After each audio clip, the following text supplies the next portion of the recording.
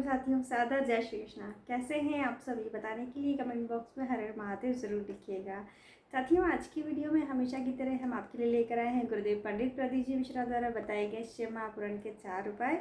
ये उपाय आपको एकादशी वाले दिन करना है। 4 उपाय हम आपको हमेशा की तरह करके दिखाने वाले हैं और उनसे जुड़े हुए बाकी नियम भी हम आपको उपाय के साथ साथ बताते जाएंगे। तो साथियों, ये जो 4 उपाय हम बता रहे हैं, आप अपनी आवश्यकता अनुसार एक उपाय भी कर सकते हैं और चाहे तो आप 4 उपाय भी कर सकते हैं अपनी ज़रूरत के अनुसार। तो उपाय के साथ साथ हम उपाय से जुड़े हुए बाकी नियम और जो उसमें उपयोग की जाने वाली सामग्री है और उपाय से आपको क्या लाभ होने वाला है, सभी चीज़ें समझाते जाएंगे। तो वीडियो को पूरा देखिएगा और ध्यान से समझिएगा, तभी आपको उपायों का लाभ मिल पाएगा। और एक चीज़ आपको और बता दें कि हम अपनी वीडियो के अंत में गुरुदेव द्वारा बताई गई कोई विशेष जानकारी आप तक पहुंचाने का प्रयास करते हैं, जो गुरुदेव अपनी कथाओं में बताते हैं, जिससे हमारी पूजा पाठ जो होती है सफल और सार्थक होती है, हमारा जीवन सुखद बनता है। तो आज की वीडियो में जो हम आपको बता रहे हैं, गुरुदेव ने जो अभी वेत्रवती कथा में अपनी पहले दिन की जो कथा थी विदिशा में चल रही है, उसमें गुरुदेव ने एक बहुत अच्छी बात बताई है। गुरुदेव ने कहा है कि शिव को पाने के 6 मंत्र होते हैं, 6 सूत्र होते हैं, मंत्र नहीं बोलूँगी, सूत्र बोला है गुरुदेव ने। तो 6 सूत्र गुरुदेव ने बताए हैं, तो वो सूत्र मैं आपको बताने वाली हूँ और साथ ही साथ त्रिपुंड लगाने का एक गुरुदेव ने नया तरीका बताया है, तो वो भी हम आपको बताएंगे। तो वीडियो को प्लीज़ पूरा देखिएगा। हो सकता है वीडियो थोड़ा लंबा हो जाए, क्योंकि उपाय जो बताने होते हैं, समझाने होते हैं, उसमें थोड़ा सा टाइम लग जाता है। तो प्लीज़ वीडियो को पूरा देखिएगा। चलिए फिर वीडियो को स्टार्ट कर लेते हैं। पहले उपाय के लिए आपको आंवले के वृक्ष के नीचे जल अर्पित करना है और विधिवत उसकी पूजन करनी है। जैसे हमारे यहाँ शिवलिंग रखे हैं, ऐसे अनिवार्य नहीं है हो, आपको सिर्फ वृक्ष की पूजन करनी है। हमारे यहाँ शिवलिंग रखे हैं तो हम उनकी भी पूजन कर दे रहे हैं। आपको सिर्फ दिखाने के लिए हमने बता दिया कि आपको आंवले के वृक्ष की विधिवत पूजन करनी है, जल अर्पित करना है। जैसे आप पूजन करना चाहते हैं, वहाँ पूजन कर लीजिए, दीपक लगा दीजिए और वहाँ पर आपको मीठे का मतलब दूध से बनी हुई मिठाई का, ताज़ी मिठाई का भोग लगाना है, जो आप अपने घर से बना करके लेके जाएंगे। इससे आपके घर में धन संपदा की जो कमी है वो पूर्ण होगी। माता लक्ष्मी का वास हमेशा आपके घर में बना रहेगा। लक्ष्मी प्राप्ति के लिए ये उपाय बताया है गुरुदेव ने। ये जो उपाय बताया है, इस उपाय के लिए आपको ध्यान रखना है कि आप चावल से बनी हुई चीज़ का भोग नहीं लगाएंगे, क्योंकि एकादशी के दिन चावल नहीं चढ़ाया जाता। इस चीज़ का आप ध्यान रखेंगे और जो प्रसाद का भोग लगा रहे हैं वहीं आप बांट दीजिएगा, या अपने घर ला के भी आप उसे बांट सकते हैं और चाहे तो आप पंडित जी को दे सकते हैं। अगले उपाय के लिए आपको 7 बेलपत्र लेना है। सुंदर सी बेलपत्र लीजिएगा, टूटी फूटी कटी फटी नहीं होनी चाहिए और पीछे की डंडी तोड़कर उपयोग करिएगा। और 1 लोटा आपको गंगा जल लेना है। अब गंगा जल तो 1 लोटा मिलेगा नहीं, तो आप 2 बूंद शुद्ध जल में गंगा जल यदि मिला लेंगे तो भी उससे आपका कार्य हो जाएगा। और इसको आपको लेकर शिव जी के मंदिर जाना है। हम आपको मंदिर में ही करके दिखा रहे हैं, आपको लेकर के घर मंदिर जाना है, ठीक है ना। और इस लोटे में जो जल रखा हुआ है उसे आप नंदी बाबा के उठे हुए पैर पर अर्पित कर देंगे, अपनी कामना को बोलते हुए। और ये कार्य उन लोगों को करना है जिनका जो पैसा फिजूल खर्च में जा रहा है, मतलब बीमारी वगैरह में जा रहा है, जुए सट्टे वगैरह में, शराब वराब पीने में बर्बाद हो रहा है पैसा, तो ऐसे लोगों को ये उपाय करना है। अब जो बची हुई 7 बेलपत्र है आप शिव जी के ऊपर अर्पित कर देंगे, अपनी मनोकामनाओं को बोलते हुए। ये कार्य आपको एकादशी वाले दिन करना है। चलिए अब बढ़ते हैं अगले उपाय की तरफ। अगले उपाय के लिए आपको 108 बेलपत्र की माला बनानी है। अब आप कहेंगे 108 बेलपत्र कहाँ से आएगी, तो वो भी हम आपको बताएंगे कि अगर आपको 108 बेलपत्र ना मिले तो आप क्या करें। और ये जो बेलपत्र है वो आपको कैसी लेनी है पहले समझ लीजिए। टूटी फूटी कटी फटी नहीं होना चाहिए, और जैसे हम आपको नाप के दिखा रहे हैं, अपनी गद्दी से बड़ी होना चाहिए, या फिर जो अपनी उंगलियाँ होती हैं उनसे नाप लेना चाहिए। इससे बड़ी बेलपत्र होनी चाहिए माला बनाने के लिए। शिव जी पर चढ़ती भी जो है बेलपत्र, छोटी बेलपत्र हमें नहीं चढ़ानी चाहिए। और टूटी फूटी कटी फटी नहीं होनी चाहिए। सुंदर सी बेलपत्र लेंगे आप, और ये पीछे का जो ठूठ होता है उसको तोड़ने के बाद में फिर माला आप बनाएंगे। अब आप समझिए कि ये जो बेलपत्र कहाँ से आएगी अगर आपको 108 बेलपत्र नहीं मिल पाती है तो शिव जी पर चढ़ी हुई बेलपत्र को आप ले लीजिएगा और उसे आप धो लीजिएगा। हमने भी वही किया है।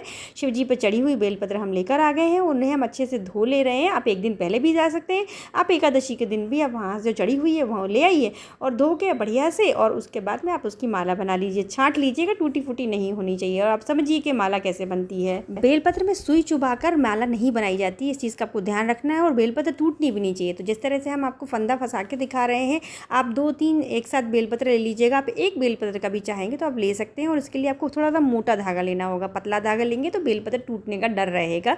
तो उसके लिए आप या तो कलावा ले लीजिएगा, जनेऊ वाला जो धागा होता है वो ले लीजिएगा, जिससे फेरी वगैरह लगाते हैं अपन लोग, परिक्रमा करते हैं पेड़ की, वृक्ष की, तो वो वाला भी धागा आप ले सकते हैं। कच्चा सूता आपको लेना है और इस तरह से आपको माला बना लेनी है। धागा आप अंदाज से लीजिएगा, जितनी बड़ी माला आपकी ही बनेगी। अब आपको माला कैसे चढ़ानी है पहले समझ लीजिए, ताकि आपको पता चल जाए कि माला कितनी बड़ी कम से कम बननी चाहिए। बस इसी तरह से आप पोते जाएंगे तो माला आपकी बन जाएगी। बस टूटना नहीं चाहिए कहीं से भी, क्योंकि बहुत इसका जो पाप लगता है, दोष लगता है यदि बेलपत्र की माला टूट जाती है, टूटी हुई बेलपत्र रहती है या बेलपत्र हमारे पैरों में आ जाती है तो उसका भी दोष लगता है। तो ऐसा आप ध्यान रखिएगा और इस तरह से माला आपकी तैयार हो जाएगी और इससे आपको शिव जी के मंदिर लेकर जाना। चढ़ाना कैसे वो समझ लीजिए। ये हम फूलों की माला आपको चढ़ा करके दिखा रहे हैं, क्योंकि हम 108 बेलपत्र की नहीं बना पाए थे, वो छोटी माला हमने बनाई थी इसलिए वो चढ़ा कर नहीं दिखाई हमने आपको। 108 बेलपत्र की इस तरह से शिव जी के कंठ में, गले में आपको माला पहनानी है और इससे क्या लाभ होता है वो समझ लीजिए। आपकी परिस्थिति बहुत कठिन चल रही है, बहुत विषम परिस्थिति में है, आप बहुत समस्या में है और आपका मन बहुत विचलित है। आप चाहते हैं कि जल्दी से जल्दी ये कठिन परिस्थिति हमारी निकल जाए, चाहे कोई बड़ी बीमारी आ गई है, घर में कुछ विपदा आ गई है, घर में लड़ाई झगड़े हो रहे हैं, तो आप इस कार्य को कर सकते हैं। अगला जो उपाय हम आपको बताने जा रहे हैं इस वीडियो का सबसे आसान उपाय है। इस उपाय के लिए आपको कहीं जाने की आवश्यकता नहीं है। आपको ये उपाय अपने घर में ही करना है। आपको पीली वस्तु का दान करना है, अपने घर के किसी भी बड़े सदस्य को करना है। माता पिता हो, सास ससुर हो, भाई हो, बड़ा भाभी है, जेठानी है, बड़ी ननद है, बड़ी बहन है, कोई भी आपसे बड़ा है, आप उसे दान कर सकते हैं। किन किन चीज़ों का आप दान कर सकते हैं वो समझ लीजिए। आपको या पीली अनाज का दान करना है तो चने की दाल आप दान कर सकते हैं, वस्त्र दान कर सकते हैं, आप ये मिठाई का भी दान कर सकते हैं। मतलब पीली वस्तुओं का आप यदि दान करते हैं तो आपके घर में कभी भी भयंकर या बड़ी बीमारियां नहीं आती हैं। आप शरीर आपका हमेशा स्वस्थ रहेगा, आपका परिवार स्वस्थ रहेगा, हमेशा खुशहाली रहेगी। देखिए, शरीर स्वस्थ है तो फिर सभी कुछ अच्छा लगता है। अगर शरीर स्वस्थ नहीं है तो धन संपत्ति किसी काम का नहीं होता। तो अपने घर में हमेशा खुशहाली के लिए छोटा सा काम है, हमको एकादशी के दिन कर ही लेना चाहिए और सबसे अच्छी बात हमको कहीं जाना भी नहीं है। तो आशा करते हैं कि उपाय हम आपको अच्छे से समझा पाए हैं। अगर कोई भी उपाय आपको ठीक से समझ में नहीं आया है या उपाय से संबंधित कोई प्रश्न आपके मन में है तो हमें पूछ सकते हैं। अब हम बढ़ते हैं आज की विशेष जानकारी की तरफ, जो गुरुदेव ने बेतरवती कथा में हम सबको, सभी शिव भक्तों को दी है। तो गुरुदेव ने जो सूत्र बताए हैं 6 शिव जी को प्राप्त करने के, जो पहला सूत्र गुरुदेव ने बताया है कि हमें हमेशा अपने माथे पर चंदन लगा कर रखना चाहिए या त्रिपुंड लगा कर रखना चाहिए। और दूसरा जो उपाय बताया है गुरुदेव ने कि 1 लोटा जल हमें हमेशा चढ़ाना चाहिए, अपने घर से 1 लोटा जल लेकर जाना चाहिए। ये दूसरा है सूत्र जो शिव जी से हमको जोड़ता है। शिव भक्ति हमको प्राप्त होती है, शिव जी की कृपा हम पर बनी रहती है, हमेशा हमारी हर मनोकामना पूर्ण होती है। तीसरा गुरुदेव ने बताया है कि अपने गले में आपको रुद्राक्ष धारण करना चाहिए या तुलसी की माला आपको धारण करना चाहिए। अगर आप रुद्राक्ष धारण करते हैं तो क्या होगा कि कभी से त्रिपुंड आपने लगाया या आप त्रिपुंड नहीं लगा पाए या किसी कारणवश आप जल चढ़ाने नहीं जा पाए हैं, तो कभी कभी ऐसा हो जाता है, अस्वस्थ है, नहीं चढ़ पाया, पसीना वसीना आ गया, त्रिपुंड धुल गया, तो फिर उसके लिए सबसे अच्छा है कि हम अगर अपने गले में रुद्राक्ष धारण करके रखते हैं तो शिव की शरणागति में हम हमेशा रहते हैं। अब चौथा जो गुरुदेव ने बताया है, गुरुदेव कहते हैं कि हमें हमेशा भगवान का मंत्र जप करते रहना चाहिए। मतलब शिव जी का मंत्र जो गुरुदेव कहते हैं कि आपको पंचाक्षर मंत्र, षडाक्षर मंत्र जो आता हो, नहीं आता हो तो श्री शिवाय नमस्तुभ्यम का जप हमेशा करना चाहिए। जितनी बार आप करना चाहें या कर सकते हैं उतनी बार आपको ज़रूर करना चाहिए, प्रतिदिन करना चाहिए। इनमें से जो 6 चीज़ें गुरुदेव ने बताई हैं, कोई भी एक चीज़ आप हमेशा के लिए अपने जीवन में धारण कर लीजिए। अभी आपको हमने 4 बता दी। तो जो गुरुदेव ने कहा है, यदि आपको ये सारे मंत्र नहीं आते हैं, आप नहीं कर सकते हो, अपने गुरुदेव का दिया हुआ मंत्र ही आप जप कर सकते हैं। अब अगला जो गुरुदेव ने बताया है कि गुरुदेव कहते हैं कि 5वां जो सूत्र बताया है कि हमेशा हमको शिव महापुराण कथा श्रवण करनी चाहिए। जितनी बार आपका चलना चाहें, जैसे करना चाहें, आप टीवी पर आप कथा में वहाँ जाकर करते हैं तो बहुत ही अच्छा होता है। अब 6वां गुरुदेव कहते हैं कि हमको हमेशा जो शिव महापुराण में बातें बताई जाती हैं उनको अपने जीवन में उतारना चाहिए, उनका अनुसरण करना चाहिए। अगर इनमें से 6 में से कोई एक भी चीज़ अगर हम कर लेते हैं तो शिव की शरणागति में हम हमेशा रहते हैं, उनकी कृपा हम पर हमेशा बनी रहती है। तो ये तो हो गए 6 सूत्र जो गुरुदेव ने अपनी कथा में बताए हैं।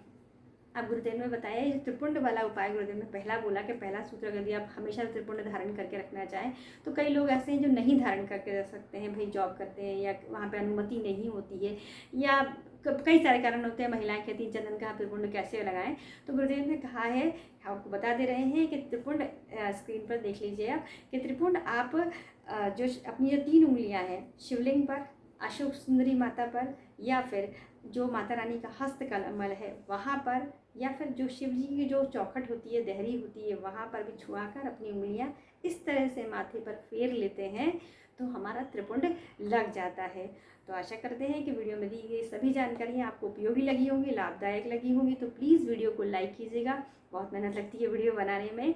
आप सब लोगों के लिए ऐसी वीडियो हम लाते रहें, उसके लिए एक लाइक ज़रूर कीजिए ताकि हमें मोटिवेशन मिले। और गुरुदेव के उपायों के लिए तो चैनल को आप सब्सक्राइब कर ही लीजिएगा ताकि आपको नए नए उपाय और गुरुदेव की जो कथा होती है उसमें जो जानकारियाँ गुरुदेव देते हैं वो हम आप तक पहुँचाते रहें। तो कमेंट में श्री शिवाय नमस्तुभ्यम ज़रूर लिखिए और बेल आइकन को हिट कर लीजिएगा। चैनल को सब्सक्राइब करने के साथ मिलते हैं फिर गुरुदेव के अगले उपाय के साथ। तब तक के लिए अपना और अपना ख्याल रखिए। श्री शिवाय नमस्तुभ्यम।